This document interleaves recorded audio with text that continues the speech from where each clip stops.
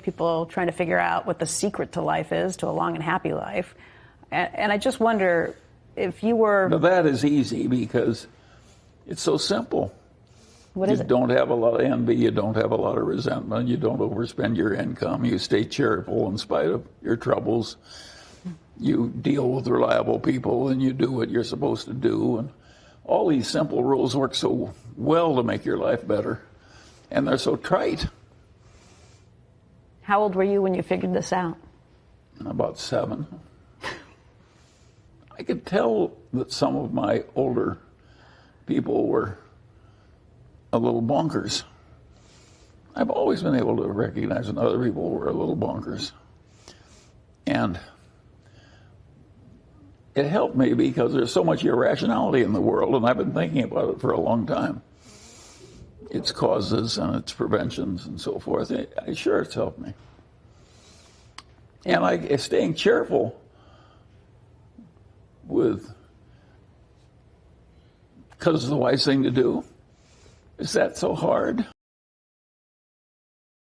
In order to have a successful life, it's just a matter of, first of all, having enough dreams, so dream big, then embrace your realities, understand how reality works, so dreams, plus an understanding and appreciation of reality, plus enough determination so that you go through that over and over. That will give you a successful life. Go after your audacious goals. Think differently. Then realize that you're going to be wrong. Gain humility, reflect in a quality way, to come up with those timeless and universal rules.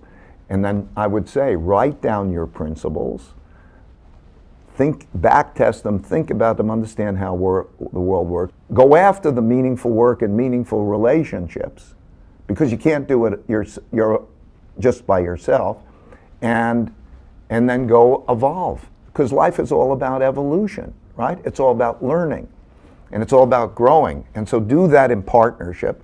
And if you love it, then you'll learn, you'll eventually get there. Love the adventure, expect to get beat up.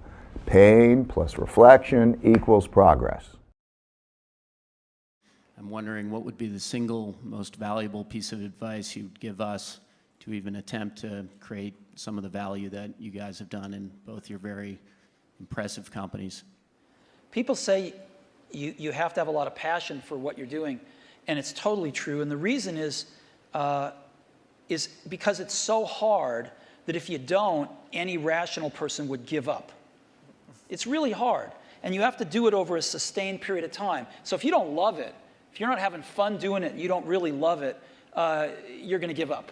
And that's what happens to most people, actually. If you really look at the ones that ended up being successful, unquote, in the eyes of society, and the ones that didn't, oftentimes it's the ones that are successful loved what they did so they could persevere when it got really tough. And the ones that didn't love it quit because they're sane. Right? Who would want to put up with this stuff if you don't love it? So it's a lot of hard work, and it's a lot of worrying constantly. And if you don't love it, you're going to fail. So you got to love it. You got to have passion. I was the first knowledge. I know nothing about management. I know nothing about. But the only thing is that you don't have to know a lot of things. You have to find the people who are smarter than you are. For so many years, I always try to find the people smarter than I am. And when you find so many smart people, my job is to making sure the smart people can work it together. And then if smart people can work it together, it's easier. The vision they will believe. Because if stupid people can work it together easily, smart people can never work together.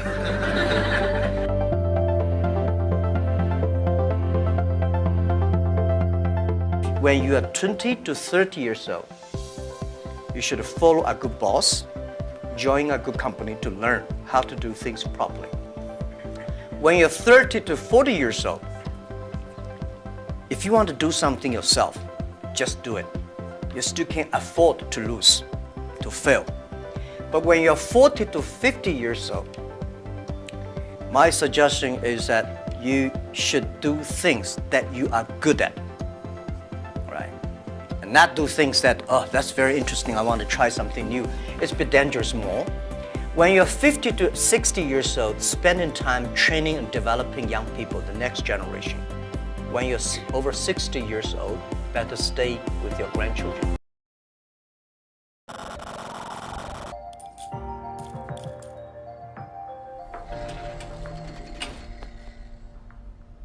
Einstein is reputed to have said that compound interest is the eighth wonder of the world or something like that. And it goes back to that story you probably learned when you were in grade school where somebody did something for the king and the king said, "What can I do for you?" And he said, "Well, let's take a chessboard and put one kernel of wheat on the first square and then double it on the second and double it on the third." And the king readily agreed to it. And by the time he figured out what 2 to the 64th amounted to, he was giving away the entire kingdom. So it's a pretty simple concept, but over time, it accomplishes extraordinary things.